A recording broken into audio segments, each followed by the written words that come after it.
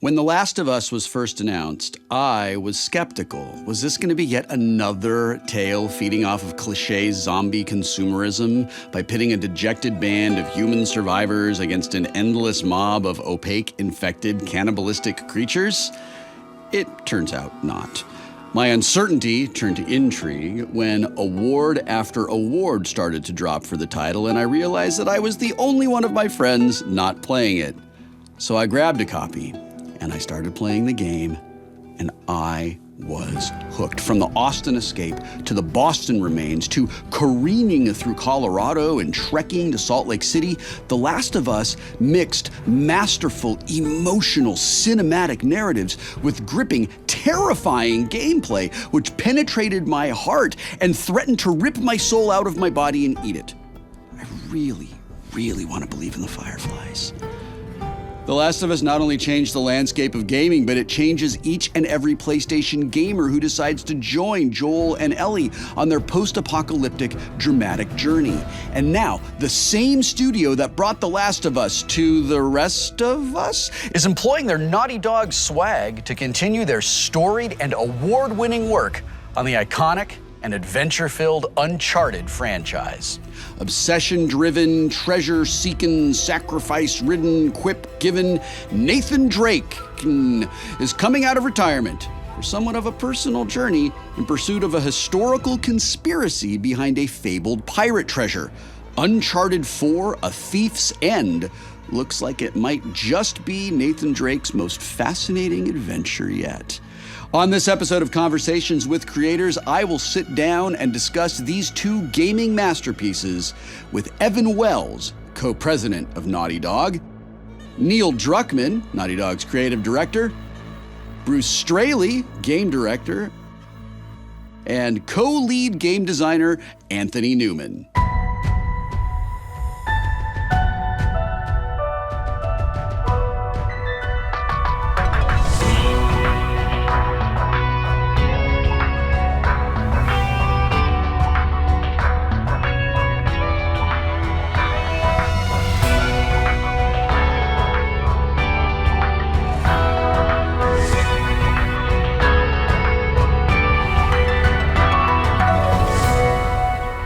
I must begin our conversation today with a disclosure. I am not objective about either of these games, even a little bit. I am extraordinarily good friends with Ashley Johnson and Troy Baker, who are Ellie and Joel in The Last of Us. The Last of Us, when it came out 2 years ago, became my absolute favorite game of that year. And I'm not the only one who felt that way. You may not be aware of this, but you've won a number of awards. I imagine that if there is an award to be given, you have it. And I wonder, when you were making The Last of Us, and any one of you can answer this, when you were making The Last of Us, did you expect that it was going to be what it became?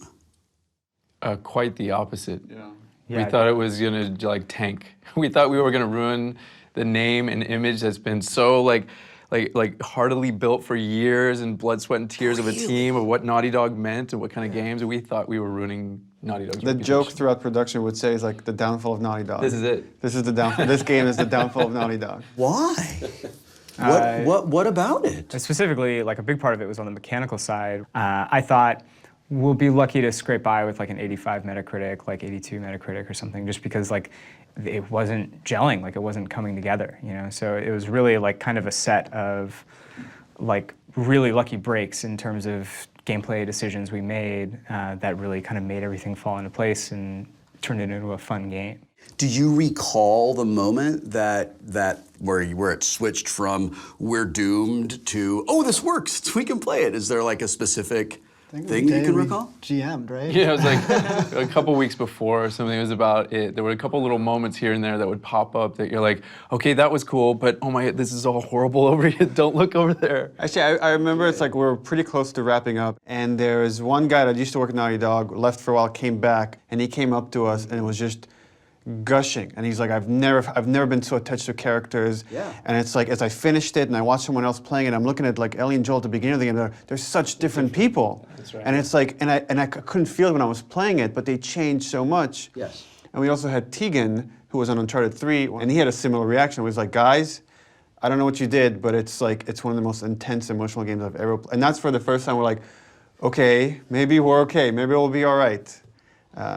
Yeah, because I wasn't just invested in like my character. I wasn't invested in just staying alive and like getting to the next checkpoint. But it was so important to me to like maintain the relationship and like take care of that. Was that baked into the story structure from the beginning? Did you want the players to feel like that? I mean, was that... When these guys came to Christoph and me with the pitch for the game, that was the core of the idea. It was, we are going to make a game that is building a relationship across the entire experience. That we've done it in the past where it's just a mission or two, but we want to build this relationship across the whole game and see what kind of game that would be like. And that's what we made. The most kind of intense love you can have is between a parent and a child. Yes. And it just comes natural. It's something biological, it just happens. We're like, how close can we come to that through this game? So at the start of the game, these two characters barely know each other, don't even like each other.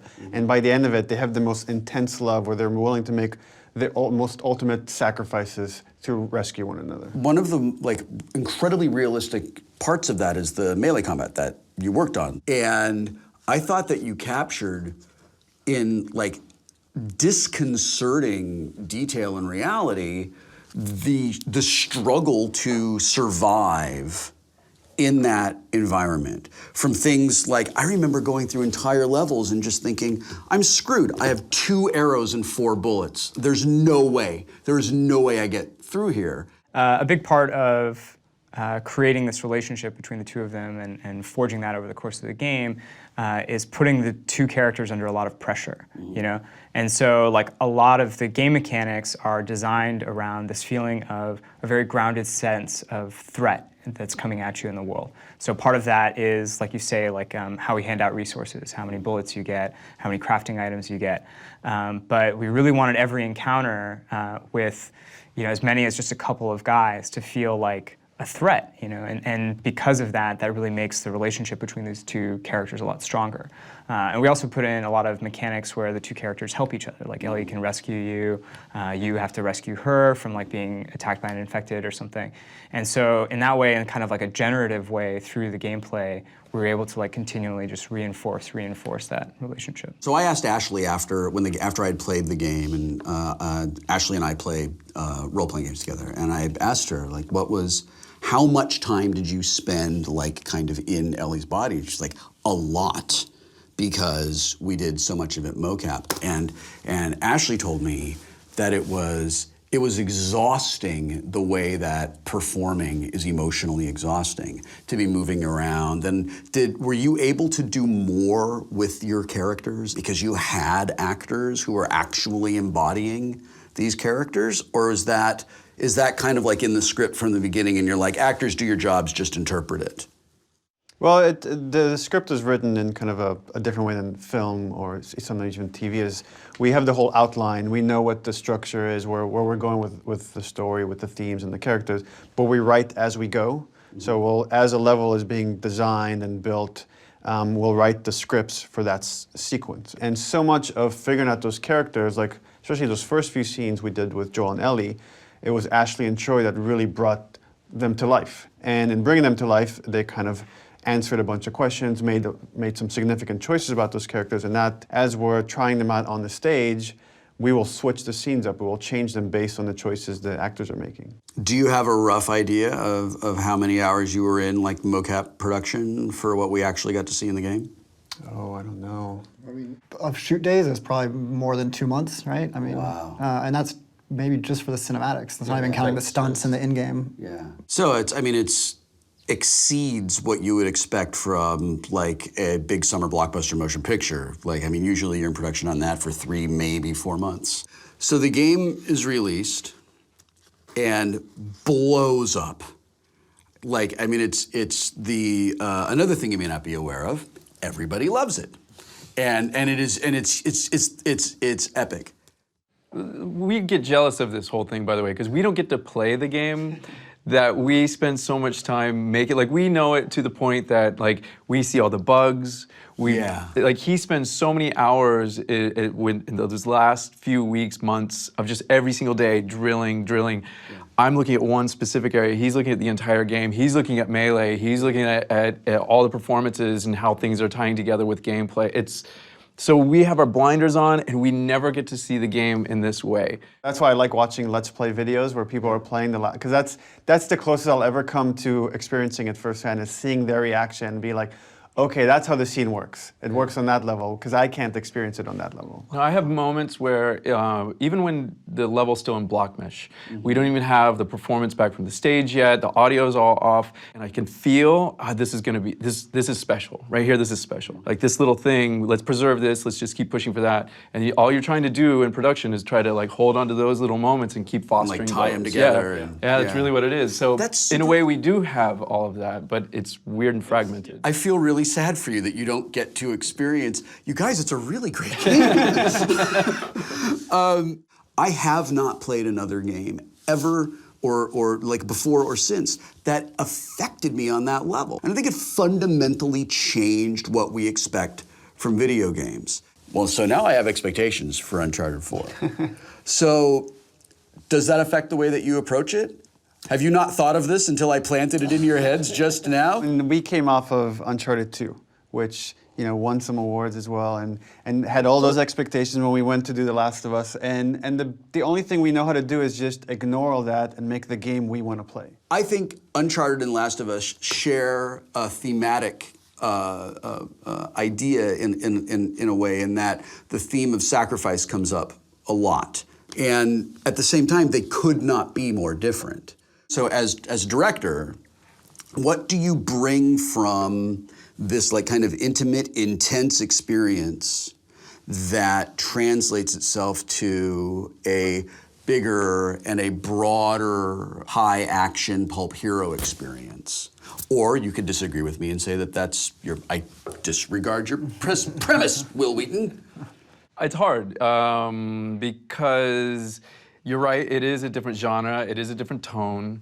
We kind of joke around about having to, like crank it back up again, get the high action, the tropey, action adventure sense from that Uncharted is like really known for, and we love about Nathan Drake. We want buildings to collapse, we want helicopters fighting at it, we want tanks and craziness. But it also has the intimacy in the characters, etc. So it straddles both realms, and coming from The Last of Us, it's difficult to try to retain the intimacy and the characters, but at the same time get the bombacity. And it's also difficult to look at a team and how the team has evolved over time, to go like, oh, we now get what The Last of Us does, let's put that into Uncharted, but it doesn't quite work. And we had the opposite problem on The Last of Us, coming off Uncharted and trying to say, okay, this is going to be this really small, and it's going to have set pieces, but they're intimate set pieces. And that was a long transition to get the team to say, it's okay to think on a smaller scale. And we finally did it, and they fully embraced it. And then it's like, okay, everything you learned in The Last of Us, forget that. We got to go big again. We got to go with it. But the other thing we're trying to bring to Uncharted is to really find the humanity with these characters. Like you mentioned obsession and sacrifices. There is something with Nathan Drake and the people he's related to that there is a cost. There's a cost on going on these adventures. So straddling that tone and trying to find the right space for it, where it's still pulpy, it's still fun, it still has a charm, but there's still a reality to these characters. There's still the intensity of that relationship. You can choose not to answer this. There is a fan theory that I subscribe to that I actually think is really terrific, which says that The Last of Us and Uncharted take place in the same world, and that you've heard this, and that the virus that spreads in The Last of Us actually originated in Uncharted, and everyone from Uncharted is dead. Would you like the El Dorado virus? That's something? the one. Yeah. Would you be willing to comment on Well, that? Anthony, I think you were responsible for that newspaper clipping in Rusty Pelican, right? Yeah, that was my thing. So the funny story there, I don't know how many people know the story, but basically it was towards the end of Uncharted 3, and I was actually the designer on the pub brawl level. And I asked Neil if it was okay, so it's really all Neil's fault. if we put like a little hint at The Last of Us in the pub, like on a newspaper or something. And so finally we kind of all forgot the about thought it. was The Last of Us would be announced by the time Uncharted 3 came out. Yes. And then we pushed the announce of The Last of Us until after Uncharted 3 comes out, and we forgot about this newspaper clipping that was still in the game. So we have all this like these hints going out about The Last of Us, and we're about to announce it, like we're a week away, and then somebody finds a newspaper clipping and makes the connection. And we're like in some 2-hour meeting, and I get a text from one of the designers, and it's like, cat arrow bag. It's like cat arrow bag. And I show it to Evan, and his eyes just go wide. And we have like 10 more minutes in this meeting, and we're just like sweating. And I come out, and I see almost every person is on NeoGAF reading this thread about this thing. And I come to the design pod where Anthony jumps out of his seat. He's like, I just want to say, you told me it was okay. But the great thing is, like, we had just released Uncharted 3, so no one thought we were making another game. So they're like, oh, Naughty Dog must be helping Sony Santa Monica. They can't be making another game. Yeah. It actually somehow strengthened the theory that it was Sony Santa Monica and not us, which was pretty funny. Yeah. But if you go back through The Last of Us, there is actually a part in the Pittsburgh area where we reuse that pub. You come at it from the back, so it's a little bit strange, but and it's in the dark, so you might not notice it. But that same pub is all like wrecked up and has trash all over the place. If I'm understanding you correctly, Yeah, it's all true. It's Yeah, all exactly, true. Exactly. That's what I'm saying. Uncharted 4 is just a dream. They're all already dead. They're all already dead. I'm gonna get so much Reddit karma for this. Yeah. After the work, you know, the like tremendously satisfying dramatic storytelling experience of The Last of Us, I would expect some of that to wash into the upcoming Uncharted, into Uncharted 4, that we might see more of his character moments and more of that. Is that a safe bet? Yeah, I mean, our approach for Uncharted 4 has been like, okay, let's look at the first 3 games as setups and to say, how do we pay all those threads off in Uncharted 4? How do we really kind of get into the core of who this character is? Yeah. But also it's like, how do you kind of, again, without revealing anything, wrap up all these journeys? Right. How is it all coming to a head? There's a moment in one of the Uncharteds where just like looking at stuff, and I don't want to move because it's so beautiful, and I don't want to trigger what the next action is going to be. There are moments in The Last of Us where I didn't want to move because I was terrified of what was going to happen. I would love to hear a little bit about your art design process and how you choose, because your games are so cinematic. A lot of it starts with, again, the story. A lot of it's motivated from what game mechanics fit to what environments you need to go through. I mean, kind of like old school games where you had levels, the snow level, the lava level, the ice, you know, like. Yeah. And quite honestly, we want to kind of show off what our artists can do at Naughty Dog. So starting with the story, it goes like, well, we kick around ideas like, where can we go? What is this? What does the tone of the world even provide? What can we do in the last? Where's possible? And then we go for Uncharted, and the same thing. It's like, well, how crazy can we get? What makes for good gameplay? What makes compelling spaces to move around in? And then you start looking at the story and say, well, where's our character at? Is it a high moment? Is it full of tension and drama? Is it a low point? Did they lose everything? Did we strip them away in their character? So now they're at this point, a turning point in the story where you're like, okay, how do we emphasize all of that? How do we parallel those feelings inside of the art design? We'll also let tech kind of drive us sometimes too. Like we'll say, what is a real challenge for our programmers to render? Like, you know, on Uncharted 2, we were going to tackle snow and ice, and then 3, we were going for the desert look, and so sand and the way it moves is very challenging. And with 4, we were going back to the jungle because we have the PlayStation 4 to just really push a lot more polygons and just have massive density. So oftentimes tech will help influence it as well. And there's a lot of like independent people who are all kind of pushing their own goals, you know. So we have a guy, he's one of our cinematic animators, and he has this really strong film background where he makes like short films that are in all these competitions and stuff like that. And so he came in and just kind of independently said, like, I really want us to change how we do cameras, like across the board. So he brought this kind of like cinematic literacy into our technical process, you know. And I think it's because of our culture where we really encourage everyone to like bring what they have to the table. There is, especially in the Uncharted series, there is this like, I am inside a film. Do you find yourselves ever having to pull back from like, that's just too, we can't do that, that's ridiculous? We'll constantly ask ourselves, have we lost the characters? Like once something gets too big and you're more focusing on how ridiculous it is and like, I don't buy this anymore. Like I'm losing the thread. I'm losing the threat. Then we'll talk about, okay, what is it about the sequence that's evoking that feeling? The funny thing is, it's actually easy to create those bombastic. The ideas are easy. Yeah. It's trying to fit them into where we're at in the story, what our character capabilities are. You know, what even equipment, where our mechanic ramping over the course of the game. Like, am I really dexterous with the, you know, am I adroit with my rope, or am I just training it? So that affects like what kind of set piece you're going to do. If you can reflect those kind of mechanic training with the set piece, even like that's even better. So where the character's at. And then like the 50-foot rock creature I wanted to get in Uncharted 1, it just didn't fit. I really thought that would be cool. I don't know why nobody went for the 50-foot rock creature. And jetpacks.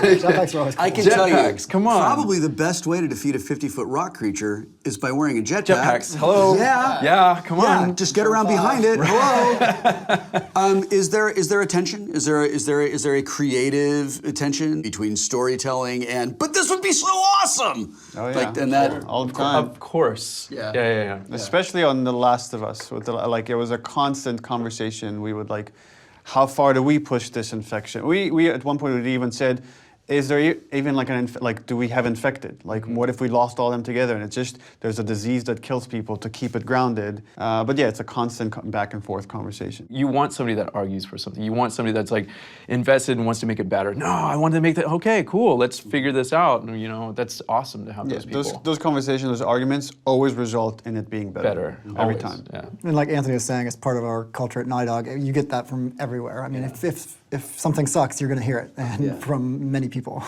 you know, a theme that emerges over and over again as I do these conversations is that you just want to keep making it better. Is there ever a moment where you can allow yourself, even if it's literally just for a moment, to feel proud of a thing? Just be like, all right, great. I mean, I feel pride for the team all the time. Like when I am playing the game at the end and seeing it come together, and you can just really appreciate the hard work that I always put into it, and it's the genius of just every different discipline and how they've all created this amazing experience. So yeah, I feel pride for the team all the time. Everybody's got their blinders on. You don't know what the person right next to you is working on sometimes. So to play the final product and then see, oh my God, this is so cool. There's so many people involved in this, and like what Particles did, what programming did, what the guy next to me did. It's amazing. It's really a beautiful concert that came together. So let's go all the way back to Uncharted 2. How do you feel being part of the game that ruined movies forever? Movies are never going away. Come on, your friend who is that's paranoia, man. No, I mean, video games are what video games are, movies are what they'll both do what they do amazing, you know, and we'll keep, the thing about video games is we're still young and we're still growing, and, you know, there's infinite amount of stories and there's a bunch of different mechanics that we can play with, so there's a wealth of there's a bunch of mining to do as far as the types of games yet to be made.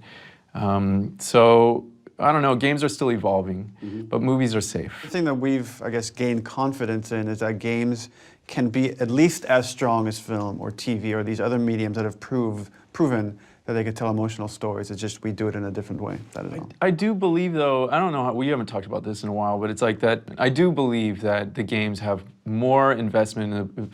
I'm sitting there with the controller in my hand and I am participating. Right. And the active nature of that means that I'm going to have a different reaction in the moment when the building is collapsing, or when I'm running from something, or when somebody who for a while we've been trying to create this character that's incapable and learning something, and then all of a sudden you give them that ability and they helped you on the stick, they're in the game and they do something and they shyly go like, did that work? And your protagonist character says like, that was awesome, and that's how you're feeling, and we try to match or parallel the player's feelings so closely with what's happening on the stick so often that if we can get that moment where you're thinking the same thing that happens in the game, that's beautiful. That little moment is all we're trying to really do with our character-driven games. There's like the moment in The Last of Us, spoiler alert, when you think Joel's dead and you're playing as Ellie and you push the stick forward and you're now controlling Ellie, and you're like, oh my God, I'm Ellie.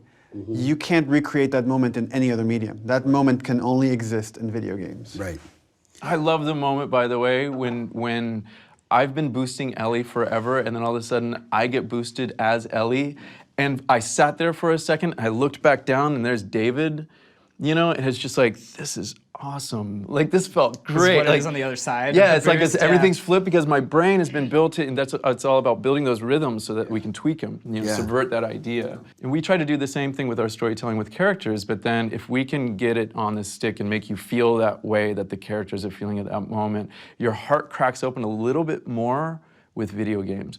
But man, is it hard to get that. It is so difficult to capture those and there's moments. no blueprint. It's like That's actually very surprising for me to hear that it is that hard, and I guess it's because developers make it look easy to elicit an emotional response, and not just a emotional response, but the emotional response that's right for that moment from a player. Because I would imagine as a player, I'm invested in this, and that moment's going to pay off for me. The thing that makes it so challenging is how to get that story across to you and keep you on the stick. Because if we take you out of it too much, you start losing that investment, you know? Right. So we want to deliver that emotional payoff, but do it in a way that's really graceful, where like you always feel like you're in control when you want to be, and we only take control away like when we have to. Or when it's an ally, how do you make systems feel like a personality? How do we fool you? How do we make you think like, I'm here with another person and this person is reacting to what I'm doing, and it's all these crazy intricate system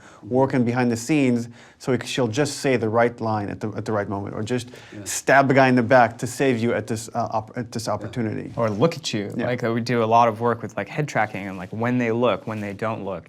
Like as she's standing there, like not doing anything, does she gesture? Does she like clean her knife off and stuff? There's like all kinds of like little touches to bring those characters to life. But again, we have to do it in such a way that as you're shooting infected or running around, like those systems can trade off like really seamlessly. You know? Do you work at all with psychologists to get that kind of emotional, like to find out how that's going to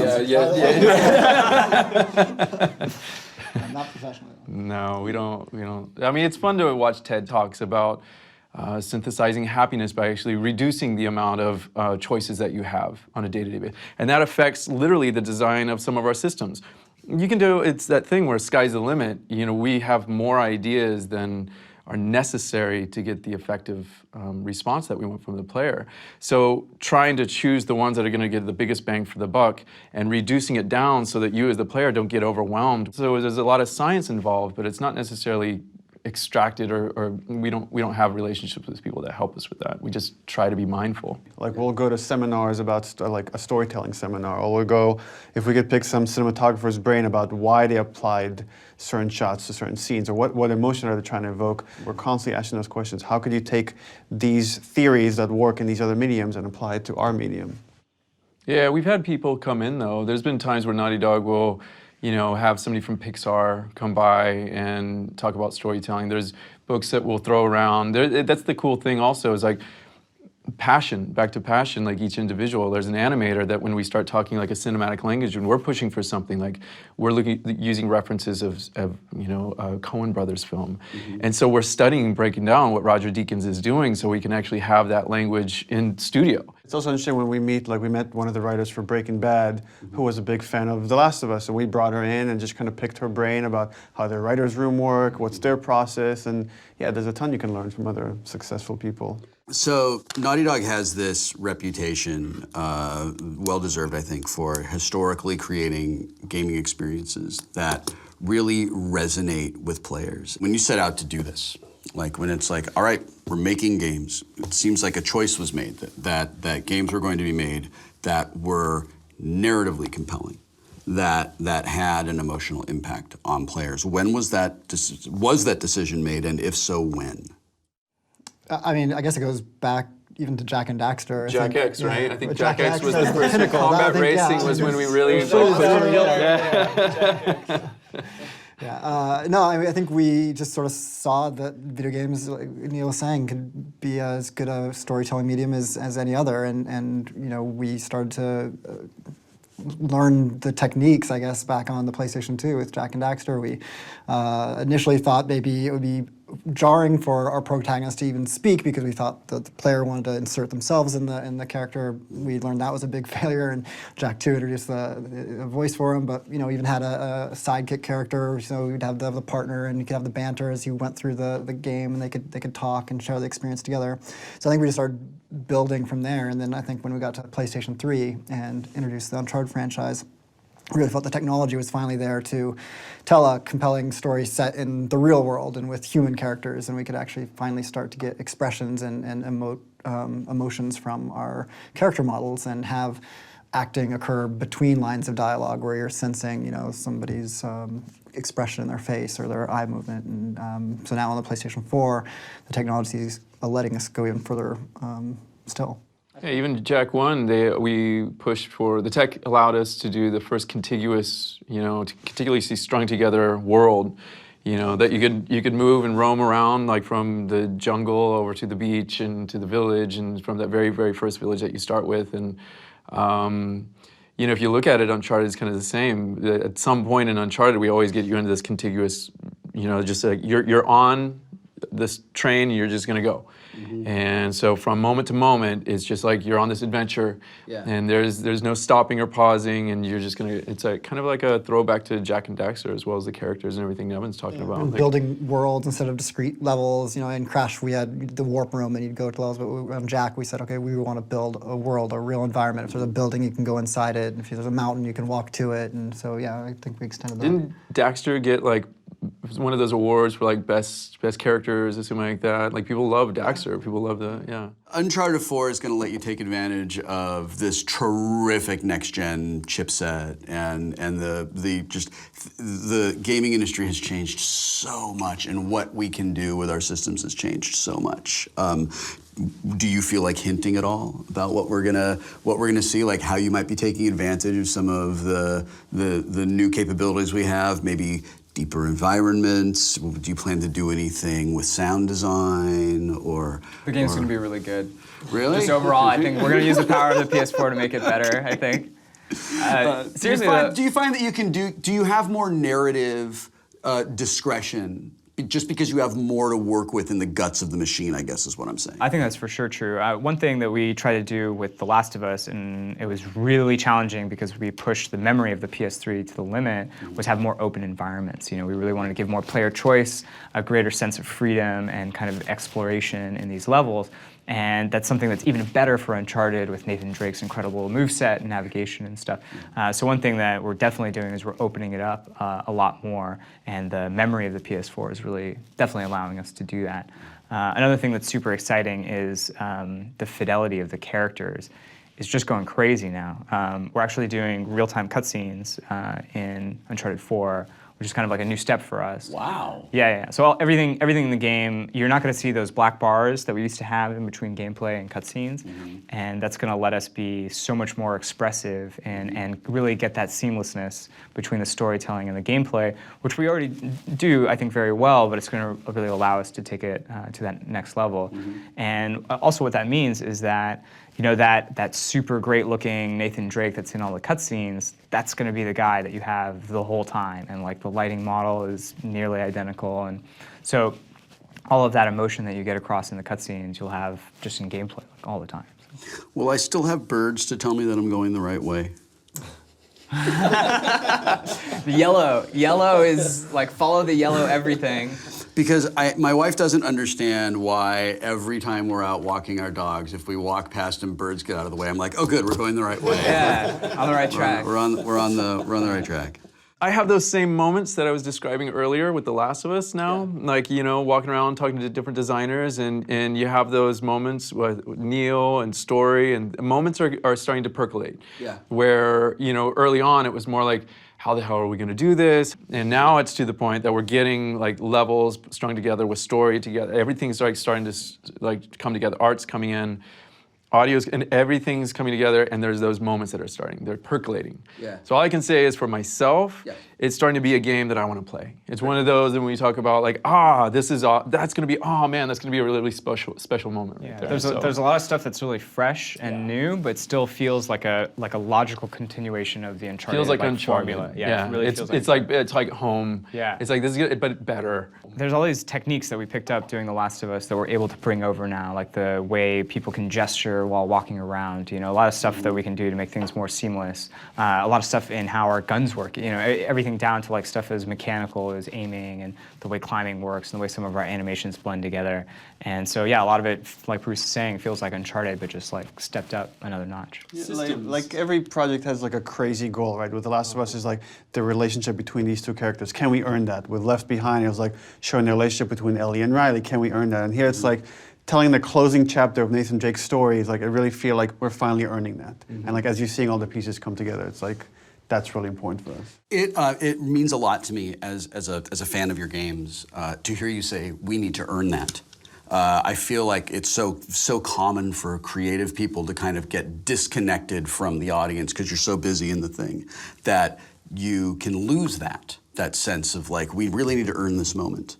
And nothing drives me crazier than a set piece in something and they clearly haven't earned it. I'm like, why did you do that? Like, come on. Well, the thing is, we're all really big fans of our own games. Like, we all love Nathan Drake, and we kind of want to do right by him. And if it's like the closing chapter of his adventures, like that is really meaningful for us as well, you know. And we really want to do right by him and do right by the franchise. Yeah, because we're fans. I mean, we play those games, and we're fans of that character and that world and what that franchise brought to us. We want to be proud, and we want the team to be proud. I mean, it's all that stuff is all imbued in, you know, our perfectionism, all that stuff. It's like, yeah, we have to earn it. Plus, Nolan North is really violent, so we have to... I've heard that, boy. Well, listen, I am super excited to go and I'm gonna go do an Uncharted replay as I get ready to finish out Nathan Drake's story. And I would wish you success. You clearly don't need it. Thank you for spending some time with me today, and I wish you the best of luck in whatever it is you choose to do next. Build that world. All right. Thanks, Will. Yeah, thank you. Thanks, Will. It's fun.